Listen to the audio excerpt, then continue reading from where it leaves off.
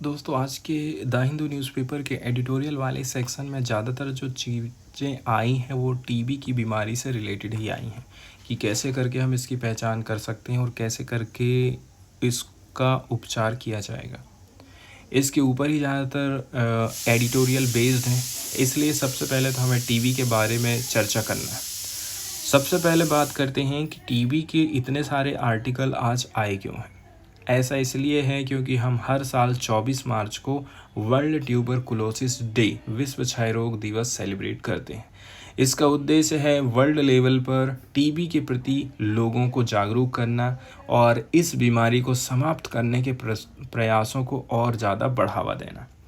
आज भी टीबी की जो बीमारी है लाखों लोगों को प्रभावित कर रही है, जिससे हेल्थ, समाज और इकोनॉमिक रुपए पैसा सब कुछ हमारा जाता है।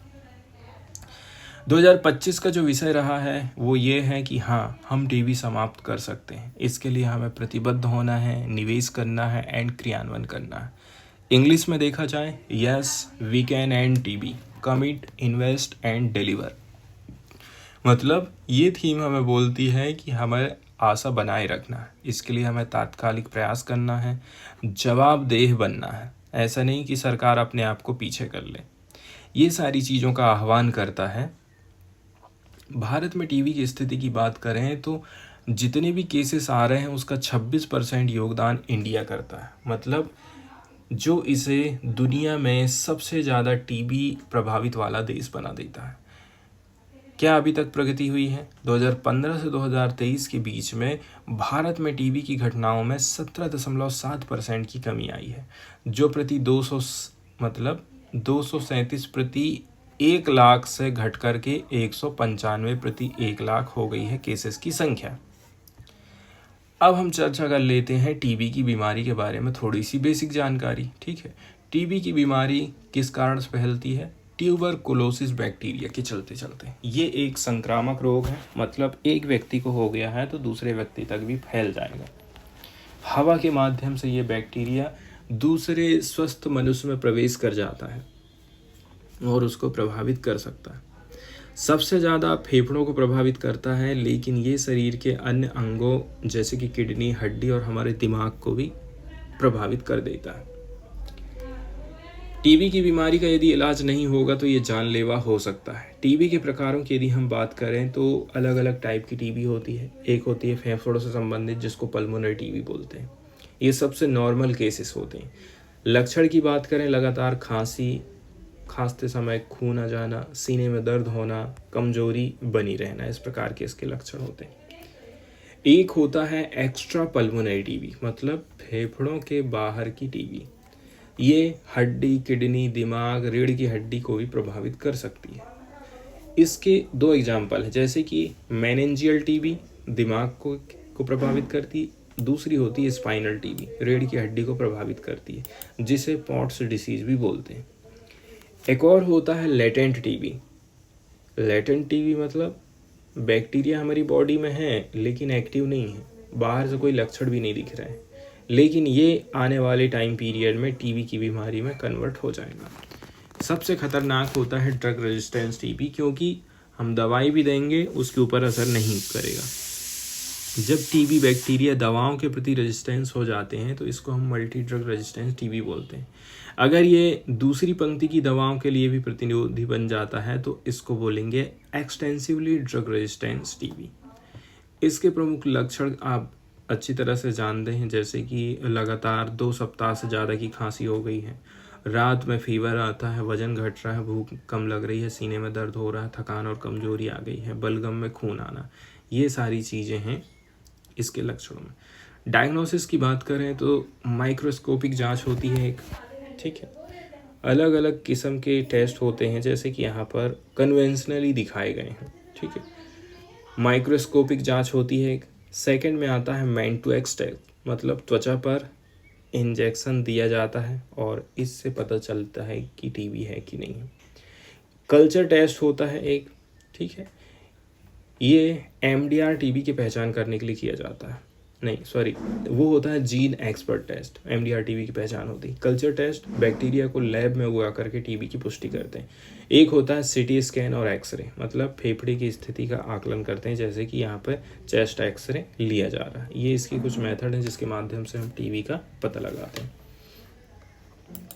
सीधे चलते हैं एडिटोरियल वाले हिस्से की तरफ और देख लेते हैं इस आर्टिकल को। पार्टिकुलरली ये जो आर्टिकल है ये बात करता है कि टीबी की बीमारी को यदि हराना है तो इसका जो इलाज है इसको सरकारी हॉस्पिटल में ज़्यादा किया जाना चाहिए। सार्वजनिक स्वास्थ्य प्रणाली में टीबी की बीमारी को ज़्यादा से ज़्यादा शामिल करिए। पब्लिक हेल्थ सिस्टम में इसके इलाज को ज़्यादा से ज़्यादा हम शामिल करें। ये बताता है कि टीबी सेवाओं का इंटीग्रेशन हमें करना पड़ेगा। ये भारत के लिए यूनिवर्सल हेल्थ कवरेज को प्राप्त करने के लिए कितना इम्पोर्टेंट है, इस आर्टिकल से हमें पता चलता है। भारत ने अभी तक टीबी की देखभाल में, टीबी केयर के मामले में बहुत प्रगति करी है।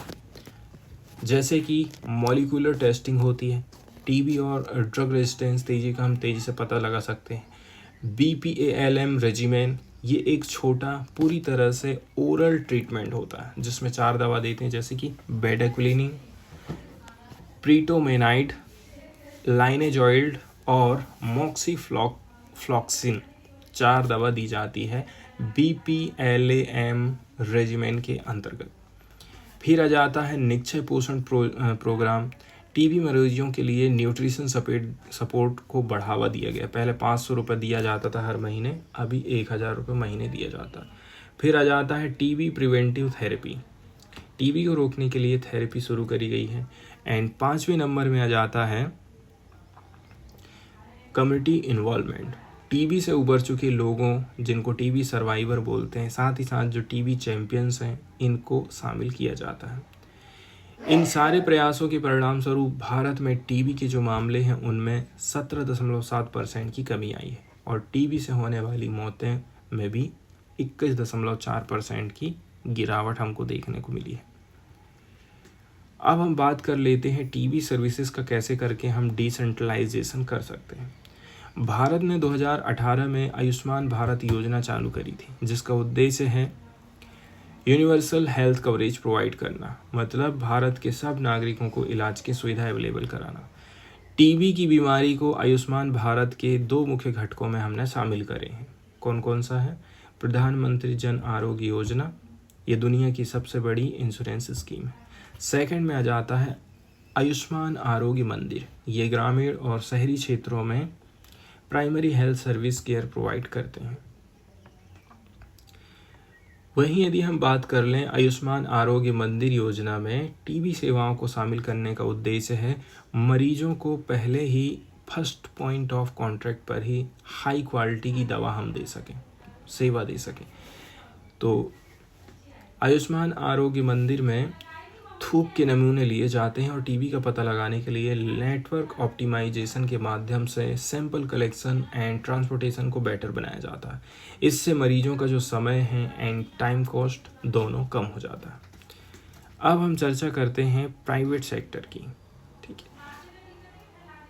टीबी का इलाज सरकारी हॉस्पिटल में फ्री है, लेकिन 50% से भी ज़्यादा जो लोग हैं वो प्राइवेट सेक्टर में अपना इलाज करवा रहे हैं। निजी क्षेत्र में देखभाल के जो स्टैंडर्ड हैं वो असमान है, जिससे डायग्नोसिस में देरी हो जाती है। मरीजों को आउट ऑफ पॉकेट एक्सपेंडिचर खर्चा करना पड़ जा रहा है। इसलिए निजी क्षेत्र से सार्वजनिक क्षेत्र स्वास्थ्य प्रणाली में रेफरल सिस्टम को मजबूत करना जरूरी हो जाता है, खास करके उन लोगों के लिए जो हेल्थ के ऊपर ज़्यादा खर्चा नहीं कर पाते। अब चर्चा करते हैं इक्विटेबल एंड डिसेंट्रलाइज केयर के ऊपर। टीबी का एलिमिनेशन और यूनिवर्सल हेल्थ कवरेज की दिशा में प्रगति को तेज करने के लिए 5 पॉइंट हैं जो कि हम कर सकते हैं। जैसे कि पर्सन सेंटर्ड केयर होना चाहिए, मरीजों की सामाजिक और सोशल एंड क्लिनिकल वल्नरेबिलिटीज़ का आकलन करना है उनकी और इसको देखभाल के साथ जोड़ना है। इंटरसेक्शनैलिटी मतलब gender, age, caste, disability, socio economic status, occupation, इन सारे कारकों को समझना है और उनको देखभाल में शामिल करना है हमको। फिर आ जाता है इंटीग्रेटेड केयर। इंटीग्रेटेड केयर मतलब टीबी के साथ साथ अन्य जो बीमारी हैं जैसे कि COPD, asthma, depression, high blood pressure, इनका भी जांच करना है, इनका भी इलाज करना है। टीबी के ही पीछे हमको नहीं लगे रहना। फिर आता है सोशल प्रोटेक्शन। सोशल प्रोटेक्शन के अंतर्गत जैसे सरकार क्या है, न्यूट्रिशन सपोर्ट देती है, पोषण सहायता देती है। वेज लॉस के लिए भी सरकार थोड़ी सहायता कर सकती है, क्योंकि जो कमाने वाला व्यक्ति है उसे ही यदि टीबी की बीमारी हो जाती है तो घर की जो इनकम है पूरी तरह से ठप हो जाती है। फिर हम बात करते हैं इंफॉर्मेशन एंड नॉलेज। टीबी के बारे में जागरूकता बढ़ाना है एंड जो स्टिग्मा होता है, कलंक होता है, उसको मिटाने की सबसे ज़्यादा ज़रूरत है हमको। वे फॉरवर्ड में हम एक चीज़ बोल सकते हैं, देखिए टीबी इक्विटेबल टीवी प्रोग्राम है। एक समान टीवी कार्यक्रम मतलब इक्विटेबल टीवी प्रोग्राम वो है जहां हर व्यक्ति को उसकी व्यक्तिगत ज़रूरत के हिसाब से हाई क्वालिटी की केयर मिल रही है। इक्विटी स्वास्थ्य देखभाल का एक मूल सिद्धांत है, कॉर्नर स्टोन है, और ये टीबी उन्मूलन और यूनिवर्सल हेल्थ कवरेज प्राप्त करने के लिए बहुत ज़रूरी है।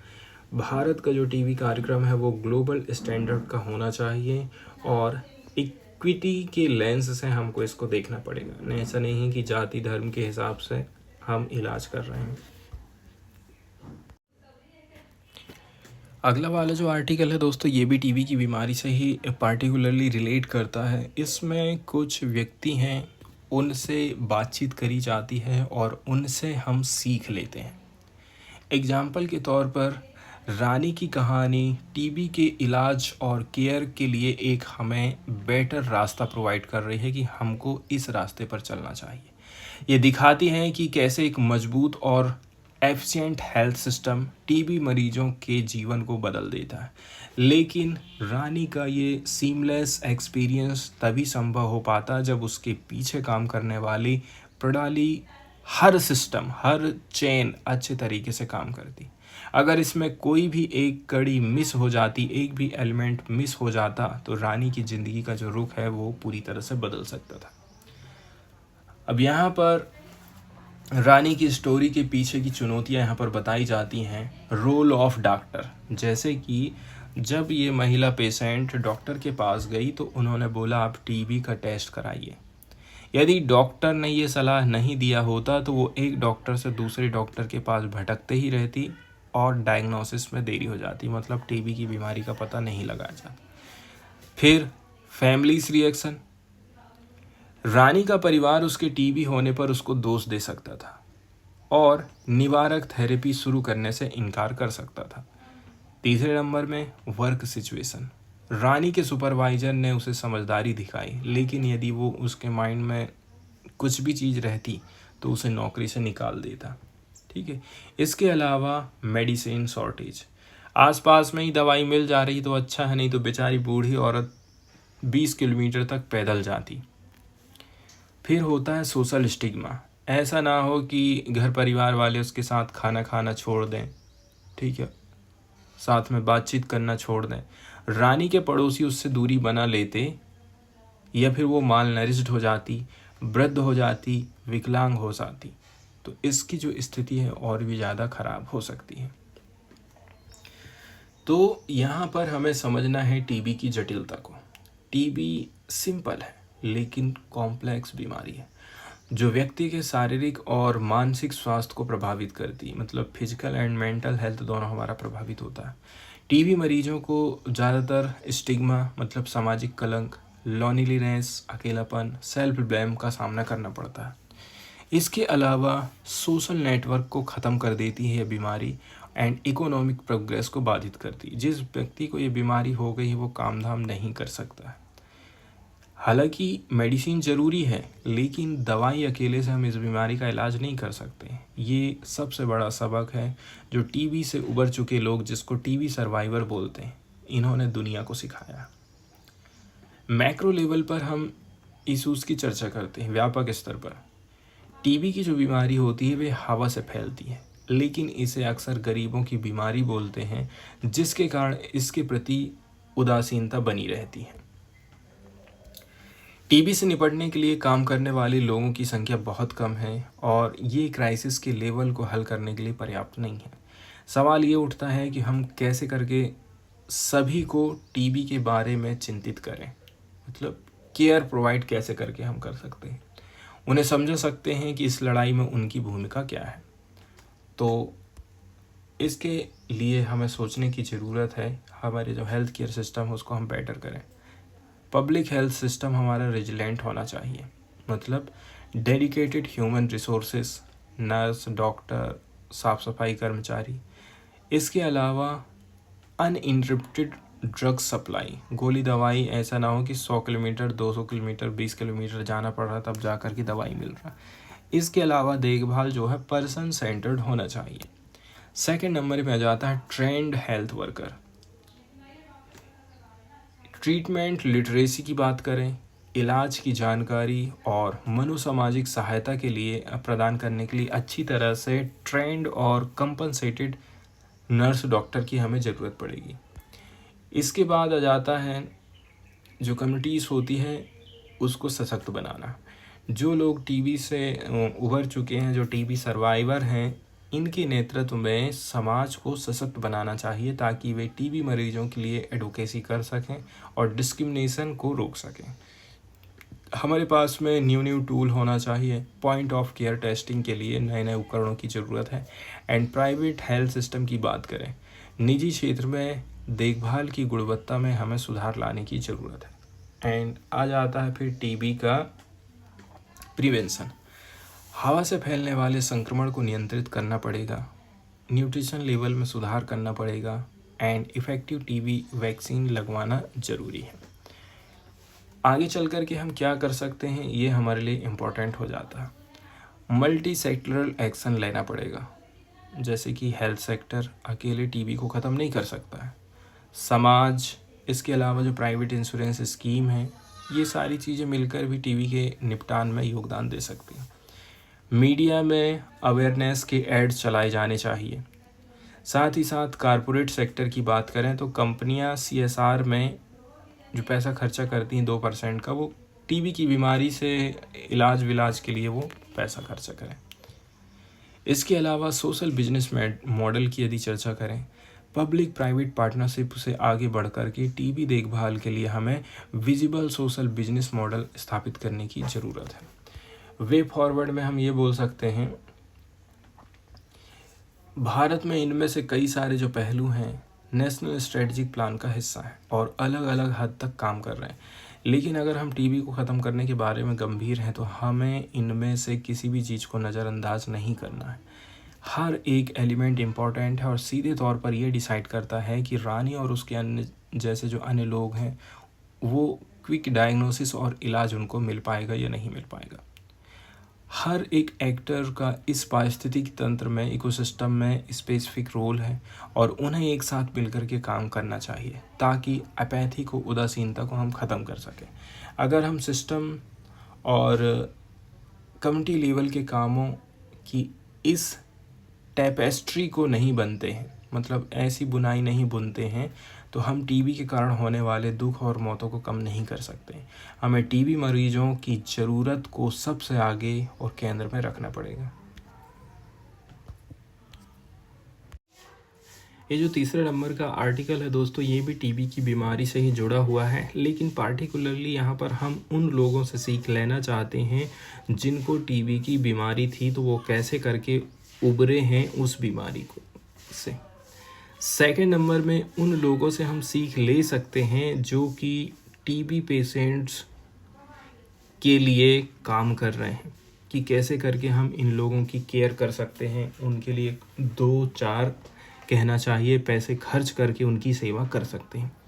टीबी सर्वाइवर वे लोग हैं, ठीक है, ये लोग टीबी से उबर चुके हैं। और सेकंड नंबर में आते हैं टीबी चैम्पियंस, जो कि दूसरे लोगों को बोलते हैं कि आप टीबी से लड़ाई लड़ सकते हो, हम आपके साथ में खड़े हैं। एग्जाम्पल के तौर पर हिमानी वर्मा जो कि छत्तीसगढ़ की हैं, कैलाश चंद्र मिश्र उड़ीसा के हैं, जी पूनगोडी तमिलनाडु के और सुदेश्वर कुमार सिंह बिहार के हैं। ये सभी अपने अपने राज्यों में टीबी सर्वाइवर के नेतृत्व वाले state level TB survivor lead network के संस्थापक मेंबर रहे हैं। टीबी का अनुभव और जीवन पर इसका क्या असर पड़ सकता है, सबसे पहले तो इन्हीं लोगों से हम सीखेंगे। जैसे कि एग्जाम्पल के तौर पर यदि हम बात कर लें हिमानी वर्मा की। हिमानी को 12वीं कक्षा के दौरान टीबी हुआ था। उन्होंने अपने दोस्तों से मिलना बंद कर दिया और उनके परिवार ने उनकी टीबी की स्थिति को दूसरों से छिपाया। 2018 में जब उन्होंने टीबी सर्वाइवर से टीबी चैंपियन ट्रेनिंग में भाग लिया तो उनका नज़रिया एकदम बदल गया था।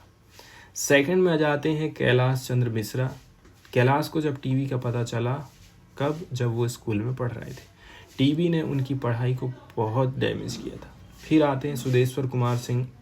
तो सुदेश्वर कुमार सिंह सोशल सेक्टर में काम करते थे और टीबी को सिर्फ एक और बीमारी समझते थे। लेकिन जब उनके परिवार को उनकी स्थिति के बारे में पता चला तो सोशल प्रेशर बहुत ज़्यादा हो गया था। इसके बाद हम चर्चा करते हैं जी पूनगोड़ी। ठीक है, पूनगोड़ी को 3 प्रेगनेंसीज के बाद पता चला था कि मुझे टीबी की बीमारी है, जिनमें से सभी को नुकसान हुआ। जब उनके पति और परिवार को पता चला कि उनको टीबी की बीमारी है तो उनको लगातार, कहना चाहिए, मौखिक, वर्बल एंड फिजिकल एब्यूसेस होने लगा। 2013 में उन्हें तीसरी बार टीबी हुआ और ये ड्रग रेजिस्टेंस टीबी था, मतलब ये और भी ज़्यादा खतरनाक हो जाता है। अब टीबी चैंपियन कौन है एंड उनकी क्या भूमिका है? जैसे हिमानी वर्मा, टीबी सर्वाइवर वो है जिसने टीबी को हरा दिया है। टीबी चैंपियन वो है जो दूसरों को टीबी से लड़ने में मदद कर रहा है। टीबी प्रोग्राम फ्री डायग्नोसिस और ट्रीटमेंट प्रोवाइड करता है, लेकिन टीबी मरीजों को काउंसलिंग की ज़रूरत पड़ती है। उन्हें ऐसे व्यक्ति की ज़रूरत होती है जो उनकी बात सुन सके, उनके सवालों का जवाब दे सके। हमारे जो पर्सनल स्टोरीज रहते हैं उन लोगों को आत्मविश्वास देते हैं जो टीबी की देखभाल में लगे हैं। जैसे कि हम बात कर लें कैलाश चंद्र मिश्रा की। टीबी मरीज वल्नरेबल और एनेक्सियस होते हैं, चिंतित रहते हैं, सोचते रहते हैं मेरे और मेरे परिवार का क्या होगा और मैं इतने लंबे इलाज को कैसे पूरा करूंगा। टीबी चैंपियन के रूप में हम उन्हें सामाजिक सहायता प्रोवाइड करते हैं, मतलब साइकोलॉजिकल सपोर्ट देते हैं। अब अगला क्वेश्चन इन लोगों से पूछा जाता है कि क्या टीबी यदि किसी को हो जाती है तो उनके ऊपर, कहना चाहिए, लांछन लगाया जाता है, कलंक लगाया जाता है। सुदेश्वर कुमार का कहना है कि सोशल स्टिग्मा आज भी मौजूद है। जैसे पटना के एक डॉक्टर ने मुझे फ़ोन किया, उनकी घर की जो हाउस होल्ड हेल्प है, मतलब मददगार, को टीबी का पता चला था और वो उसे वापस गांव भेजना चाहते थे। जब भी हम समुदाय जागरूकता कार्यक्रम करते हैं, मतलब कम्युनिटी अवेयरनेस प्रोग्राम चलाते हैं, तो हम अपने फ़ोन नंबर दे देते हैं, क्योंकि वे मीटिंग के दौरान कुछ नहीं पूछते हैं। कभी कभी वे रुक जाते हैं और अकेले में हमसे बात करते हैं। लोग फ़ोन करके फैसिलिटीज़ और डायग्नोसिस शुरू करने के बारे में भी हमसे पूछते हैं। सेकंड नंबर का जो आंसर है वो जी पूनागोडी देती हैं कि आज भी जब भी मैं खाना खाती हूँ ना, तो मेरे पिता ही मेरे साथ बैठते हैं, खाना खाते हैं। मेरी बहन या तो दूर बैठकर खाएगी या मेरे साथ खाना छोड़ देती है। 2 साल पहले मेरे गांव की एक महिला को टीबी का पता चला था, बहुत जम से टीबी की बीमारी हुई थी। उसके परिवार ने उसके लिए घर के बाहर एक छोटी सी झोपड़ी बना दी थी और वो जल्दी ही चल बसी, क्योंकि कलंक जो लग जाता है, परिवार जब साथ नहीं देता है, तो वो जो बीमारी है ना, और भी ठीक होने का नाम नहीं लेती है। अब हम बात करते हैं कि ये जो इन्होंने अभी तक नेटवर्क बनाए हैं, इन्होंने अभी तक कौन कौन सा काम किया है। जैसे हिमानी वर्मा ने क्या बोला है, टीबी मुक्त छत्तीसगढ़ फाउंडेशन नेटवर्क में 30 लोग पहले जुड़े थे, आज के टाइम में 400 हो गए। हम क्या है, टीबी केयर एंड सर्विसेज में सुधार के लिए वकालत करते हैं। सेकंड नंबर में कैलाश चंद्र का कहना है, उड़ीसा में कलंगा टीबी सर्वाइवर नेटवर्क एक संस्था बनाई गई, 2018 में चालू हुई थी। हमारे पास 14 डिस्ट्रिक्ट चैप्टर और 800 से ज़्यादा मेंबर हैं। हमने हाल ही में धन जुटाया और एक टीबी मरीज के परिवार के लिए एक किराना दुकान खोल दी है, जो कि पैरालाइज था। उसका बेटा जिसने स्कूल छोड़ दिया है, अभी फिर से पढ़ाई चालू कर दिया। सुदेश्वर कुमार सिंह की बात करें तो टीबी मुक्त वाहिनी के रूप में ये लोग काम कर रहे हैं। बिहार के 35 ज़िलों में हमारा संस्थान काम करता है और हम भारत में फर्स्ट रजिस्टर्ड नेटवर्क बन गए हैं और 80,000 से भी ज़्यादा टीबी मरीजों को हम सपोर्ट देते हैं। GN पूर्णगोडी की बात करें तो 2022 में हम लोग स्टार्ट किए थे टीबी सर्वाइवर के एक छोटे से समूह के रूप में तमिलनाडु के 6 जिले में। आज के टाइम में 200 मेंबर हो गए हैं हमारे। हमने पाया कि कई सारे जो टीबी मरीज हैं वो मालनरिश्ड थे। लोकल डोनर्स के माध्यम से हमने उन लोगों के लिए न्यूट्रिशन सप्लीमेंट इकट्ठा किया, इसकी उनको सबसे ज़्यादा ज़रूरत थी। ठीक है, इसके बाद अगला जो क्वेश्चन पूछा जाता है वो पॉलिसी चेंजेस हम क्या क्या ला सकते हैं, इन्हीं के माध्यम से हम सोच रहे हैं। जैसे कि हिमानी वर्मा का कहना है, अभी भी हम लोग टीबी टेस्टिंग के लिए स्मीयर माइक्रोस्कोपी का यूज़ करते हैं, इससे टेस्टिंग में देरी हो जाती है। तो हमें रैपिड डायग्नोसिस सिस्टम लाना, जैसे कि CBNAAT। मैं निक्षय पोषण योजना में ट्रांसपोर्टेशन कॉस्ट को भी जोड़ूंगी कि इसमें आप ट्रांसपोर्टेशन का भी पैसा देना चाहिए लोगों को। कैलाश चंद्र मिश्र का कहना है कि न्यूट्रिशन सपोर्ट को केवल हम टीबी मरीज को देते हैं। अगर वे परिवार के मुखिया रहते और 4 से 5 परिवार के सदस्य उन पर निर्भर हैं तो उनके पोषण का ख्याल कौन रखेगा। मैं यहाँ कुछ नीतिगत बदलाव के लिए बोलूँगा। टीबी के निदान के लिए कई सारे टेस्ट करने पड़ते हैं और वे सभी अस्पताल में अलग अलग जगह पर हो रहे हैं, तो ये सारे टेस्ट एक ही जगह होना चाहिए। सुदेश्वर कुमार सिंह का कहना है, जांच से लेकर के इलाज तक अलग अलग जो पहलू हैं, इनके लिए जो टर्न अराउंड समय होता है इसको हमें मजबूत करना है। कोविड-19 के जैसे ही टीबी के लिए भी मल्टी सेक्टोरल एक्शन लेना चाहिए, इसके लिए हमें कैंपेन चलाना पड़ेगा। जी पूर्णगोडी का कहना है कि देखिए, हर ब्लॉक लेवल में एक पुरुष और एक महिला टीबी चैंपियन हमें नियुक्त करना चाहिए। ज़्यादातर हॉस्पिटल में टीबी कार्यक्रम के लिए कोई प्रॉपर स्पेस नहीं होता है, प्राइवेसी नहीं होती है, तो मैं हर ज़िले में टीबी के लिए एक सेपरेट बिल्डिंग होनी चाहिए, ऐसे सुझाव देती हूँ। न्यूज़ वाले सेक्शन की तरफ जाए तो पहला जो आर्टिकल देखने वाले हैं वो एंटी डंपिंग ड्यूटी से रिलेटेड है। सबसे पहले तो हमें डंपिंग को समझना पड़ेगा, डंपिंग आखिर होता क्या है। डंपिंग तब कहलाता है जब कोई विदेशी कंपनी किसी अन्य देश के मार्केट में अपने प्रोडक्ट को घरेलू बाजार की तुलना में कम कीमत पर बेचती है। इसका उद्देश्य होता है प्रतिस्पर्धा को ख़त्म करना और मार्केट पर पूरा कंट्रोल स्थापित कर लेना। जैसे कि यदि हम चर्चा करें, हमारे देश में बनने वाली कोई चीज़ है, उसकी कीमत है 100 रुपये। उसी को यदि चाइना हमारे देश बना करके भेजना चालू कर दे, एग्जाम्पल के तौर पर हम कोई बेडशीट की बात कर लें या फिर पलंग की बात कर लें, हमारे यहाँ पर 100 में अवेलेबल है, चाइना यदि 80 में बेचना चालू कर दे हमारे देश में, तो इसका मतलब ये है वो डंपिंग कर रहा है। मतलब कंपटीशन को वो ख़त्म कर रहा है, बस मेरा ही माल बिके, वो ये सोच रहा है। एंटी डंपिंग ड्यूटी एक रिटेलेटरी टैरिफ होती है, मतलब प्रतिशोधात्मक शुल्क होती है, जिसे सरकार उन इम्पोर्टेड वस्तुओं पर लगाती है जो अनुचित रूप से कम कीमत पर बेची जा रही हैं हमारे देशों में। ये WTO के अंतर्गत वैध भी है। इसका उद्देश्य क्या रहता है, हमारी जो लोकल इंडस्ट्री है, हमारा जो लोकल सामान है, वो ऐसा ना हो कि उसकी जीरो बिक्री हो जाए। अनुचित जो व्यापार की प्रथाएं, उनको रोक लगाना, निष्पक्ष प्रतिस्पर्धा सुनिश्चित करना एंड टैक्स कलेक्शन भी एक इसका उद्देश्य होता है। भारत में इसके लिए कानूनी प्रावधान क्या क्या है।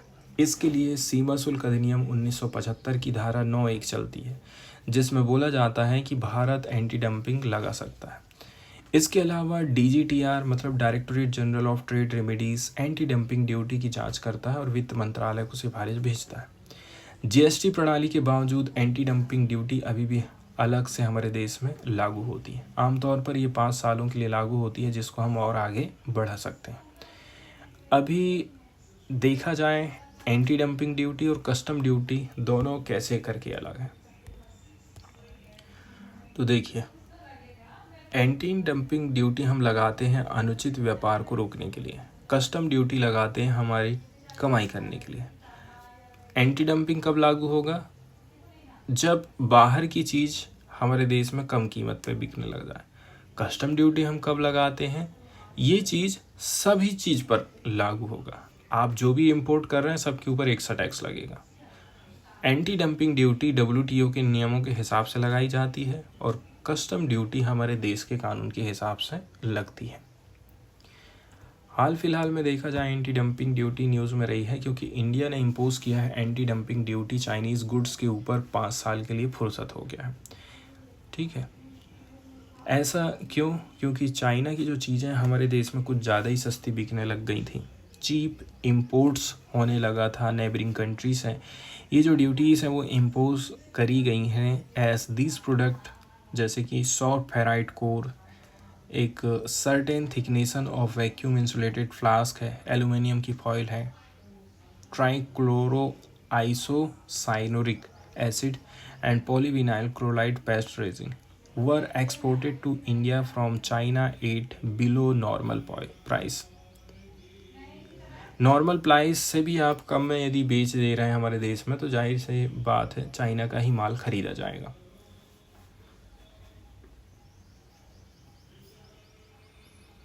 वहीं यदि देखा जाए गवर्नमेंट ने जो इम्पोज किया है ड्यूटी वो उसका रेंज है $276 पर टन के हिसाब से है, से लेकर के $986 पर टन के हिसाब से। अलग अलग जैसे अलग लगाया, जैसे कि सॉफ्ट फेराइट कोर के लिए अलग टाइप से लगाया गया है और वैक्यूम इंसुलेटेड फ्लास्क के लिए अलग टाइप से लगाया गया है चार्ज। तो ये जो ड्यूटीज़ होती हैं वो इम्पोज करी जाती हैं जबकि DGTR का रिकमेंडेशन किया जाता है फाइनेंस मिनिस्ट्री को।